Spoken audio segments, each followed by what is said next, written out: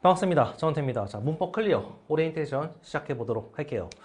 자, 일단 평가 기초를 먼저 좀 얘기하면서 우리 강의의 컨셉과 그다음에 어떻게 할 것인지 하나씩 안내해 가도록 할 텐데, 정답률이 이제 처참한 이제 그 기출 이 문제를 이제 가지고 왔어요. 당시 이제 물어본 게 요 밭개라는 이제 단어와 이 밭투란 단어 중에서 어떤 게 사전에 등재가 되냐, 어떤 게 사전에 올라와 있냐라고 물어봤거든요. 자, 이 학생들은 시험장에서 이제 고민을 많이 했죠. 아, 둘 중에 뭐가 사전에 올라올 것이냐라고 고민을 했는데, 정말 많은 친구들이 뭘 골랐냐면 바투. 아, 바투는 아만 봐도 좀 이상해. 좀 낯선 단어야. 근데 밭개는 그나마 요 밭개 개가 붙으면 좀 더 친숙하거든. 그래서 사전에 오르는 것은 아, 얘는 좀 아닌 것 같아. 그래서 얘인 것 같다라고 골라서 틀려버렸거든요. 여기서 필요한 게 이제 가장 기본적인 개념이죠. 그죠? 가장 기본적인 개념 바로 뭐냐? 어미. 그 다음에 접사. 자, 강의가 아니니까 여러분은 쓸 필요가 전혀 없어요. 그죠? 편하게 보기만 하면 돼. 어미와 접사의 가장 큰 차이점. 그죠? 어미는 뭐니? 어미는 모양을 바꿔줘. 모양을 바꿔주고 이로 인해 기능이 이제 변할 수 있거든요. 먹다, 먹는 이런 식으로 이제 먹다 서술어로 쓸 수도 있고 먹는 꾸며줄 수도 있고, 그죠? 기능이 바뀌어. 자, 그런데 어미는 품사가 바뀌지 않아. 응? 모양도 바뀌고 기능도 바뀌는데 품사는 바뀌지 않거든. 먹다 동사고 먹는도 동사야. 품사가 바뀌지 않으니까 결국 먹다와 먹는 이거는 다 똑같은 단어거든요. 근데 접사가 붙으면 모양도 바뀌고 기능도 바뀌고 품사도 바뀌거든요. 다시 우리 이런 거 봤잖아. 단어라고 하는 것은 단일어가 있고 복합어가 있고, 그지? 복합어는 합성어가 있고 파생어가 있고, 들어봤잖아, 그지? 합성어는 어근과 어근이 만나는 거, 그죠? 그 다음에 이제 다시 써볼까? 합성어는 어근과 어근이 만나는 거, 파생어는 어근과 이 접사가 만나는 거. 접사가 앞에 오면 접도사, 뒤에 오면 접미사, 그지? 자, 근데 여기 그 어디에도 어미는 없어, 그죠? 어미는 모양을 바꿔주고 기능을 바꿔주지만 품사를 바꿔줄 수는 없기 때문에, 그 얘기는 새로운 단어를 만들어줄 수 없기 때문에 단어 형성에서 찾아볼 수 없는 거야, 그죠? 그럼 여러분이 이 시험날 바투란 단어를 딱 보는 순간 낯설게 느끼는 것은 지극히 당연해. 언제 살면서 여러분이 바투란 단어를 좀 봤겠니? 근데 여러분이 문법을 조금이라도 공부했으면 자주 나오는 어미는 머릿속에 넣었어야 되거든. 자주 나오는 어미. 그 중에 하나가 이제 부사의 모양으로 좀 바꿔주는, 부사의 기능을 하게 해주는 게도록의 개가 생각났으면, 아, 얘는 어미야. 얘는 어미. 예쁘게 할 때 그 개라는 어미란 말이야. 아, 얘는 어미니까 얘는 새로운 단어가 만들어진 것이 아니니까 얘는 사전에 등재될 수 없어. 요 판단. 딱 요 판단만 내렸으면 이 바투, 응? 정말 이상하고 정말 좀 낯설지만, 그래, 너는 절대 사전에 등재될 수 없으니까 너가 아니라면 너겠지. 이 정도 판단하면 좋거든.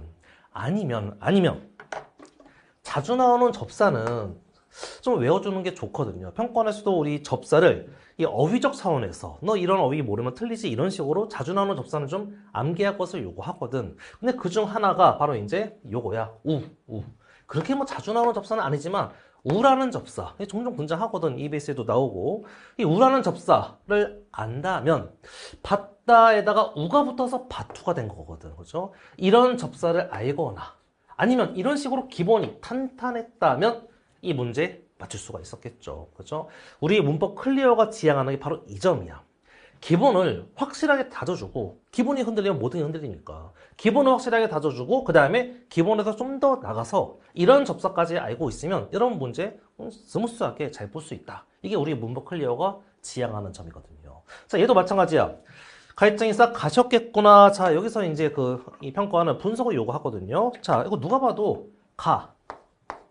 시, 겠구나. 이 정도는 누구나 할 수 있어. 근데 보자마자 문법을 이제 조금 공부한 친구는 가다에 오케이, 얘가 어간이야.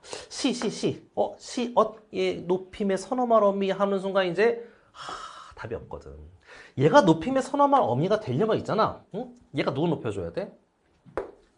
가해증을 높여줘야 돼. 아, 이 위대한 가해증. 드디어 그분이 가신 거야? 응? 가해증이 드디어 가신 거니? 아니야. 기본형 자체가 가시다거든. 이것은 가해증 높이는 게 아니야. 마지막에도 가셨겠구나. 그냥 끝내버리잖아. 그지?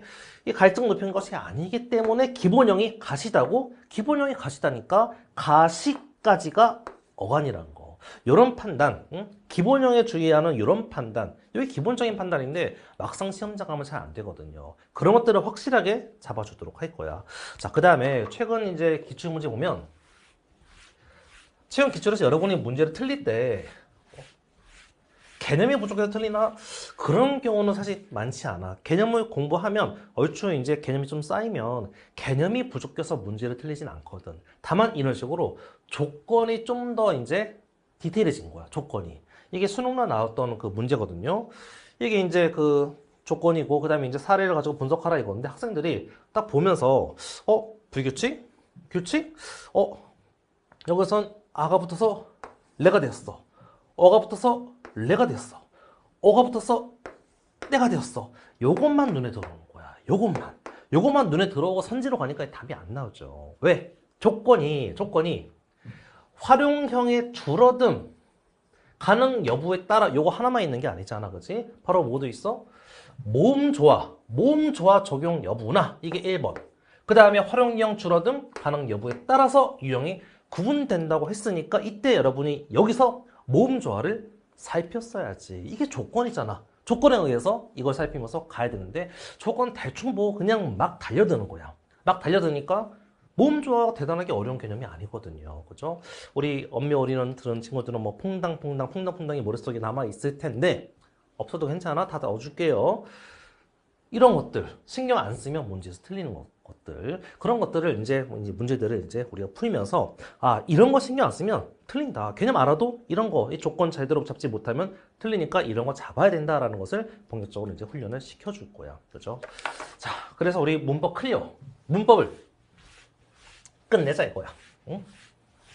문법, 여러분이 수능을 위해서 알아야 되는 모든 문법 개념들 드디어 끝내자 이거야. 문법이 파도 계속 나오는 것 같잖아. 그지? 그러니까 더 이상 고민하지 말고 이 책의 범주를 넘어서지 않으니까 문법 개념 이걸로 끝내고 모든 개념들 총 정리하자 이거죠. 그죠?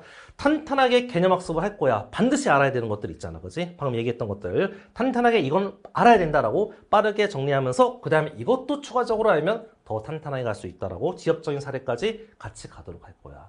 그렇다고 뭐 엄청 뭐 개념 뭐 사전적으로 막 이만큼 나열해가지고 이제 여러분을 괴롭히지는 않을 거야. 교재를 받아보면 알겠지만 그렇게 두껍지 않아요. 여러분이 알아야 될 개념이 그렇게 많지가 않거든요. 그죠? 그것들을 다 확실하게 수능 차원에서 확실하게 정리를 해줄 거예요.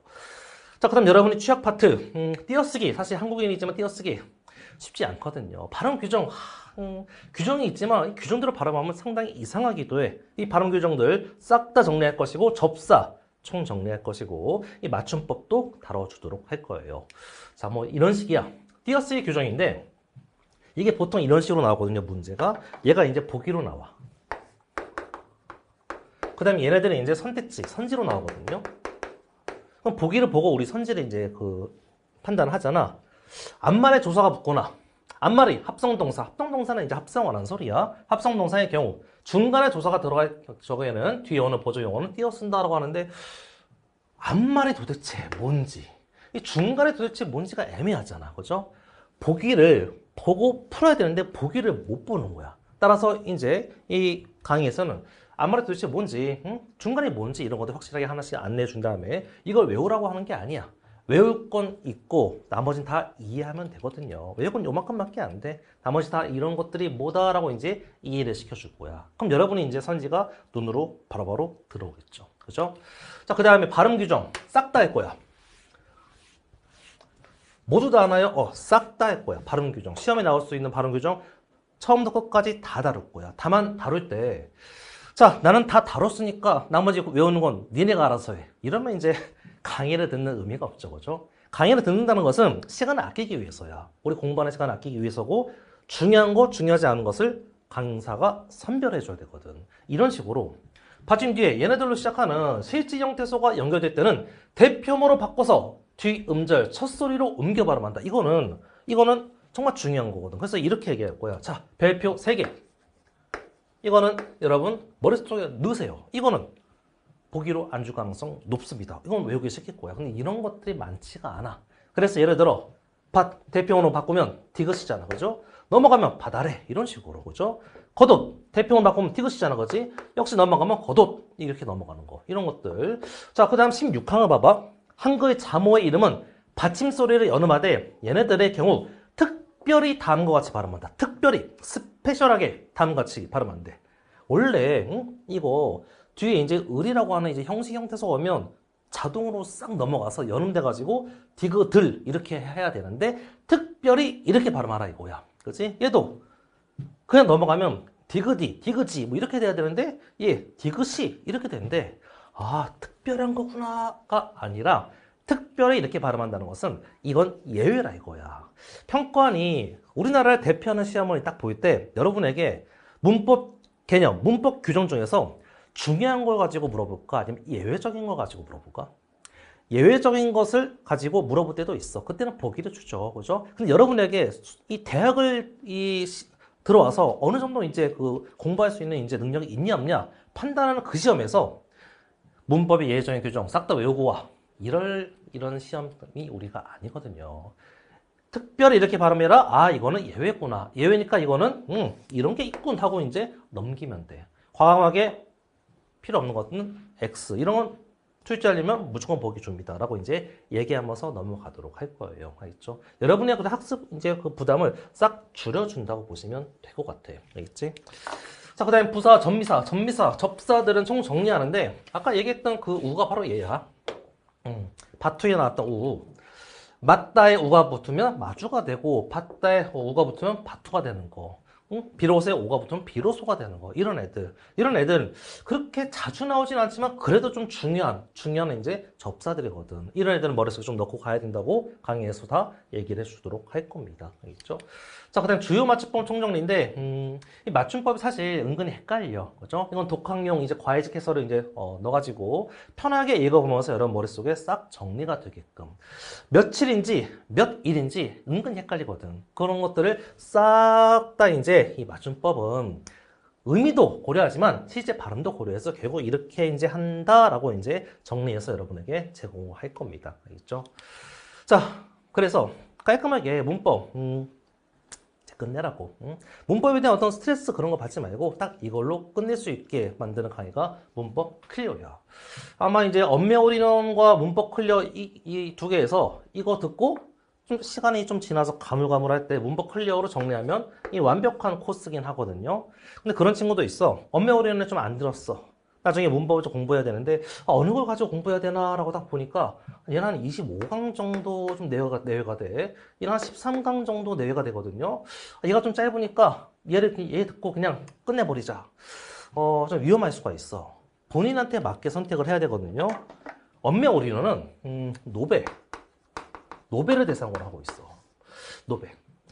너네 아무것도 모르지? 그럼 내가 하나씩 하나하나 가르쳐 줄게. 처음에 좀 버겁더라도 이거 내가 시킨 대로 하면 다 따라올 수 있어 하면서 이제 차근차근 입에 넣어주고 좀 애들이 좀 진행을 못할 때는 좀 밀어주기도 하고 이런 식으로 가는 게 언매 올인원이야. 그치? 그 다음에 나기출. 여기서 여러분이 풀어야 되는 평가원 기출 싹 다 같이 풀고 그 다음에 교육청 기출문제도 싹 다 여기서 문제 넣어놔서 배우고 여기서 적용할 수 있게끔 하는 게 언매 올인원이야. 그리고 문법 클리어는 기본적으로 노배용이 아니라 유배용이야, 유배. 너네 이건 알지? 하지만 이건 좀 헷갈리지. 그러니까 이런 것들은 제대로 잡고 이것도 이제 알면 완벽하다. 이런 식으로 이제 문법 클리어 내용이 진행되거든요. 아마 이제 모의고사 기준으로 이제 문법에서 이제 하나 혹은 두 개, 하나 정도 틀리는 친구들, 그런 친구들은 문법 클리어가 딱 맞아. 그리고 개념이 좀 있다 하더라도 이 모의고사 보는데 문법에서 뭐 두세 개 틀린다. 아, 그럼 너는 개념을 배우긴 배웠지만 그 개념들이 이제 정돈이 안 된 상태로 머릿속에 둥둥 떠다니는 거야. 그걸 깔끔하게 정리해 주는 게 이제 언매 올인원이거든. 알겠죠? 문법에 자신이 없다. 개념도 좀 흔들린다. 자꾸 틀린다. 아, 그럼 언매 올인원 들으세요. 알겠죠? 그리고 문법 개념은 얼추 정리가 되었어. 근데 아, 문제 풀면 자꾸 틀리네. 좀 부실한 좀 개념도 있는 것 같아. 아, 그러면 문법 클리어 들으면서 깔끔하게 정리할 수 있습니다. 그리고 이제 부교재로 나온 게 문법 N제, 매체 N제. 얘네들은 기출이 아닌 연구실 이제 제작 문항들이거든요. 응? 평권에 딱 맞춰가지고 이제 최대한 평권과 비슷하게 제작한 문항들이니까 기출 풀고 나서 그 다음에 풀면 가장 좋은 어떤 문제집으로 이제 여기다가 부교재로 넣어놨으니까 문법 클리어 듣고 그 다음에 이제 NG 시리즈까지 풀면 적용까지 완벽하게 끝난다고 볼 수 있을 것 같아요. 알겠죠? 상당히 좀 신경을 많이 써가지고 올해도 역시 이 강의와 교재를 제작했으니까 강의 잘 듣고 문법 별거 아니거든요. 그죠? 별거 아닌 문법인데 더 이상 스트레스 받지 말고 문법 깔끔하게 끝내고 나머지 파트 공부하러 갈 수 있도록 도와주도록 하겠습니다. 자, 우리 본 강의에서 만나도록 할게요.